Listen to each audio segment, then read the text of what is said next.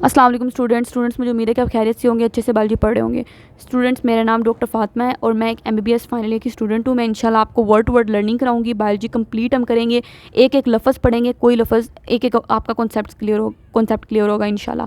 अच्छा, मेरी वीडियोस ना थोड़ी सी लंबी हो जाती हैं। मसला ये होता है कि जब आपको एक एक वर्ड पढ़ाना होता है, एक एक कॉन्सेप्ट क्लियर कराना होता है, तो फिर जाहिर सी बात है टाइम तो लगता है। अगर आप ऐसी वीडियोज़ देखो जो 5 मिनट में आपको पूरा चैप्टर करवा दें, तो जाहिर सी बात है चले 10 मिनट में वो वीडियोज़ क्या आपको बता पाएंगी, मतलब सुपरफिशियल आप पढ़ पाओगे ना। तो फिर ऐसे बच्चों के फिर हमेशा इस तरह के दिमाग में सवाल रह जाता है। बोर्ड का पेपर करके आते हैं, हमसे तो ये नहीं हल हो रहा था, हमसे तो ये समझ नहीं आ रहा था, ये तो आउट ऑफ बुक आया हुआ था। वो एक्चुअली कुछ भी आउट ऑफ बुक नहीं होता, सब कुछ बुक में से होता है, बस आपने उसको वर्ड टू वर्ड नहीं पढ़ा होता। इसलिए मेरे चैनल का नाम भी वर्ड टू वर्ड लर्निंग है कि आप एक एक लफ्ज़ पढ़ें, आपको एक एक चीज़ की समझ आए, कोई चीज़ आपने छोड़नी नहीं है। इंशाल्लाह आप मेरे साथ जब वर्ड टू वर्ड लर्निंग करेंगे ना, उसके बाद आप बोर्ड का पेपर दे के आएंगे तो आप खुद महसूस करेंगे कि हाँ, वीडियोज़ लंबी थी लेकिन वर्थ इट थी, लेकिन समझ आई हमें। हमारा एक एक MCQ ठीक हुआ, हमें एक एक क्वेश्चन आता था। ठीक है, ये मैं आपको इंशाल्लाह इस बात की अल्लाह ताला की मदद के साथ गारंटी देती हूँ इंशाल्लाह। ठीक है, चलिए अब हम स्टार्ट करते हैं। पिछली वीडियोज़ में चैप्टर नंबर 3 हम स्टार्ट कर चुके हैं, उसके हमने काफ़ी वीडियोज़ पढ़ ली, तकरीबन काफ़ी ऑर्गेनालिज्म मुकम्मल कर चुके हैं, सारी ऑर्गेनालिज्म हमने पढ़ ली है सेल के अंदर। ठीक है, अच्छा अब हम ना प्लांट और एनिमल सेल के अंदर हमें थोड़ा सा कंपैरिजन पढ़ते हैं। इंपॉर्टेंट है, इस तरह के क्वेश्चन आ जाते हैं पेपर में ना। सबसे पहले वो कहते हैं कि ऐसे स्ट्रक्चर्स पढ़ते हैं जो प्लांट और एनिमल सेल दोनों के अंदर मौजूद हैं। सही है, सबसे पहले साइटोप्लाज्म की बात कर लें। साइटोप्लाज्म प्लांट और एनिमल दोनों के अंदर मौजूद होता है। साइटोप्लाज्म दोनों के अंदर कैसा होगा? जेली लाइक होता ही साइटोप्लाज्म जेली लाइक। हम साइटोप्लाज्म के पूरा ऑर्गेनेली डिटेल में पढ़ के आए हैं, तो यही हमने देखा ना कि जेली लाइक स्ट्रक्चर होता है विद ऑर्गेनेलीज इन इट, और इसके अंदर ऑर्गेनेलीज तैर रही होती हैं। ठीक, और ये साइटोप्लाज्म अगर मैं आपको दिखा दूँ साइटोप्लाज्म, ताकि आपको समझ आ जाए बेहतर तरीके से। ये देखें, एनिमल सेल है, ये सारा का सारा साइटोप्लाज्म है, ये सारा का सारा, और इसके अंदर ये सारी की सारी organelles, mitochondria, Golgi apparatus, cytoplasm reticulum, vacuole, lysosome, सब कुछ इसके अंदर फ्लोट कर रहा होता है। ठीक है, साइटोप्लाज्म किसके दरम्यान में मौजूद है? ये न्यूक्लियस है, न्यूक्लियस के दरम्यान में, और ये बाई की तरफ सेल मेम्ब्रेन है, सेल मेम्ब्रेन के दरम्यान में, इन दोनों के दरम्यान में मौजूद है ना साइटोप्लाज्म। तो वही उन्होंने प्लांट में भी ऐसे ही है, एनिमल में भी ऐसे है, कोई फ़र्क नहीं दोनों में। वही उन्होंने कहा हुआ है कि वेयर फाउंड, कहाँ पाया जाता है प्लांट और एनिमल दोनों में, between the plasma membrane, cell membrane को प्लाज्मा मेम्ब्रेन कहते हैं, उसके दरम्यान में, और न्यूक्लियर इन्वेलप, न्यूक्लियस मेम्ब्रेन के दरम्यान में पाया जा रहा है। बिल्कुल, मकसद क्या है, फंक्शन क्या है, साइटोप्लाज्म का क्या काम है? नंबर 1, इसने क्या करना होता है? Site to cell organelle, cell organelles को जगह दी हुई है, भाई ऑर्गेनेलीज आ जाओ मेरे अंदर बैठ जाओ। Site of metabolic reaction, metabolic reaction की साइट है, ये हम साइटोप्लाज्म में डिटेल में पढ़ चुके हैं, उसकी वीडियोस आप जाके देख लें।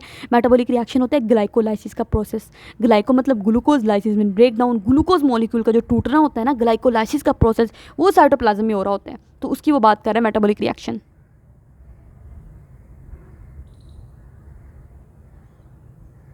ठीक हो गया।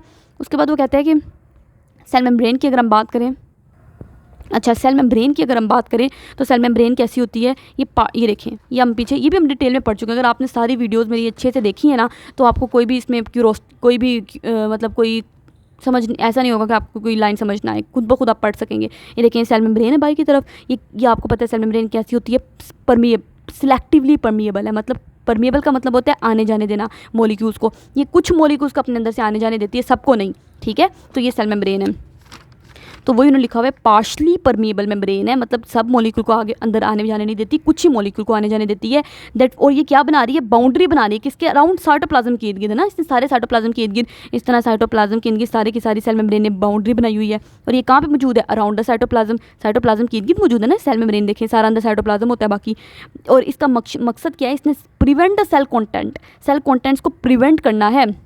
सेल के जो अंदर वाले कंटेंट्स हैं वो सेल के अंदर ही रहें, बाहर ना जा पाएँ। ठीक, कंट्रोल करना है what substances enter and leave the cell, कौन से सब्सटेंसेस सेल के अंदर जा रही हैं, कौन सी सेल से बाहर जा रही हैं, इसको ये सारी की सारी इसने कंट्रोल करना है। बॉडी गार्ड है। ठीक है, इसने देखना है सेल के अंदर क्या जा रहा है। अच्छा, सेल के अंदर वही चीज़ें जानी चाहिए जिनकी ज़रूरत है। सही हो गया। न्यूक्लियस क्या है? ये वो स्ट्रक्चर्स की हम बात कर रहे हैं जो प्लांट और एनिमल सेल दोनों के अंदर पाए जाते हैं। ठीक है, न्यूक्लियस आपको पता है कैसा, एक स्फेरिकल सा, एक गोल सा ओवल ऑर्गेनेली होता है, जो जिसके अंदर DNA होता है ना। न्यूक्लियस को हम डिटेल में पढ़ चुके हैं। न्यूक्लियस के अंदर क्रोमाटिन होता है, क्रोमाटिन के अंदर DNA और प्रोटीन दोनों चीज़ें होती हैं। एनिमल सेल, बस ये फ़र्क होता है कि एनिमल सेल के सेंटर में मौजूद होता है न्यूक्लियस, और प्लांट सेल के साइड पे होता है। इसकी भी हम वजह पढ़ चुके हैं, क्योंकि प्लांट सेल के ना एक बहुत बड़ा, प्लांट सेल के अंदर वैक्यूल मौजूद होता है। ये देखें, प्लांट सेल के अंदर एक बहुत लार्ज सेंट्रल वैक्यूल है जिसने न्यूक्लियस को एक साइड पे पुश कर दिया है। लेकिन एनिमल सेल के अंदर ऐसा नहीं होता। वैक्यूल होते हैं लेकिन छोटे छोटे बिल्कुल होते हैं, जिसकी वजह से हमारा जो न्यूक्लियस होता है वो सेंटर में ही रहता है। ठीक। और मकसद क्या है न्यूक्लियस का? सेल डिवीजन को कंट्रोल करना, सेल की एक्टिविटीज़ को कंट्रोल करना है। ये गवर्नमेंट है सेल की, जैसे सेल के सब कुछ कंट्रोल करना है, सेल ने कब डिवाइड होना है, क्या सेल ने काम करना है, कितनी प्रोटीन बननी है, बच्चे का हेयर कलर वाली प्रोटीन कैसे बननी चाहिए, सब कुछ न्यूक्लियस कंट्रोल करता है। सही हो गया। अब दोनों में हम फ़र्क पढ़ लेते हैं। मतलब अब हम वो स्ट्रक्चर पढ़ेंगे जो ओनली प्लांट सेल्स के अंदर मौजूद हैं, सिर्फ पौधों के अंदर है। सेल वॉल एनिमल सेल के अंदर नहीं पढ़ी आपने, ठीक। ये सेल वॉल क्या होती है? टफ, बहुत मजबूत सा एक स्ट्रक्चर है, नॉन लिविंग है। हम सब कुछ डिटेल में पढ़ चुके हैं ऑर्गेनेली में ना। नॉन लिविंग है, आउटर लेयर होती है मेड ऑफ सेलुलोज, जो सेलुलोज से मिलकर बनी होती है, ठीक है। कहाँ पे मौजूद होती है? सबसे बाहर की तरफ सेल, ये सबसे बाहर की तरफ ऐसे करके सेल वॉल होती है। फिर अंदर की तरफ सेल मेम्ब्रेन होती है, फिर सेल अंदर न्यूक्लियस वगैरह होता है, साइटोप्लाज्म होता है, सारा का सारा वैक्यूल होता है, ठीक। तो ये कहाँ पे मौजूद है? Around the outside of plant cell के सबसे बाहर की तरफ मौजूद होती है। इसने क्या करना है? मकसद क्या है? मैकेनिकल सपोर्ट, बहुत मजबूत होती है ना, तो इसने सेल को सपोर्ट प्रोवाइड करनी, सहारा देना है। Allows water and salt to pass through it. इसमें अलबत्ता बहुत टफ है, लेकिन इसने कुछ वाटर और साल्ट को अपने अंदर से अलाउ करने देना है। क्यों? कैसे? प्लाज्मोडेस्माटा, ये मैं आपको, जिन्होंने स्टार्ट से मेरे चैप्टर पढ़ा उसमें मैंने साइड बॉक्स में प्लाज्मोडेस्माटा लिखा था, वो आपको डिटेल से पढ़ाया था, वीडियो भी दिखाई थी आपको उसकी, सॉरी डायग्राम भी दिखाई थी कैसे होता है। ये एक प्लांट सेल ऐसे करके होता है और दूसरा प्लांट सेल भी ऐसे करके होता है, ठीक है। तो उन दोनों के दरम्यान में अल्लाह ताला ने ना चैनल रखा हुआ है, इस चैनल को प्लाज्मोडेस्माटा कहते हैं। तो ये चैनल जो है सेल वॉल के अंदर ही तो मौजूद है, ठीक है। तो वो कह रहा है कि उस प्लाज्मोडेस्माटा के जरिए से वाटर और साल्ट को पास करवाया जाता है। इसके अलावा लार्ज वैक्यूल, ये पौधे के अंदर लार्ज वैक्यूल है, एनिमल के अंदर तो छोटे छोटे से वैक्यूल होते हैं ना। तो एक बहुत बड़ा, मैं वैक्यूल में आपको डिटेल से पढ़ा चुकी हूँ, एक बहुत बड़ा वैक्यूल होता है प्लांट सेल के अंदर जो फ्लूइड फील्ड होता है, सराउंडेड बाय मेम्ब्रेन। और इस वैक्यूल की अपनी मेम्ब्रेन भी होती है जिसको टोनोप्लास्ट कहते हैं, ठीक है। Inside the cytoplasm of plant cell, ये कहाँ पे पाया जाता है? प्लांट सेल के साइटोप्लाज्म के अंदर ही तो पाया जाता है। प्लांट सेल है, इतना करके होता है, प्लांट सेल की सेल वॉल है और ये सेल मेम्ब्रेन होगी ऐसे करके, और ये वैक्यूल होगा इतना बड़ा, ठीक है।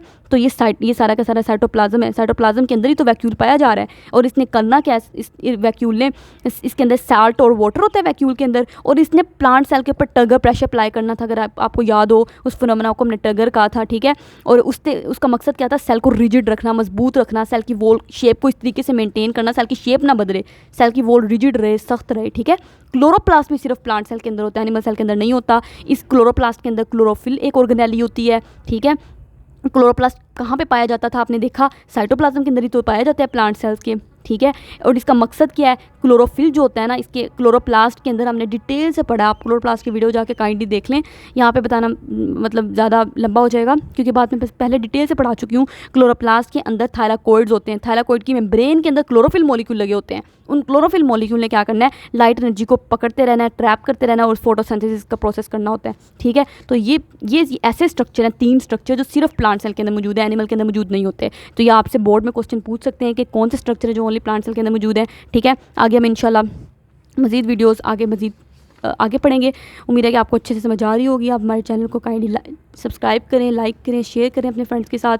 अल्लाह हाफिज़। अगली वीडियो में फिर मुलाकात होती है, तब तक के लिए अल्लाह हाफिज़।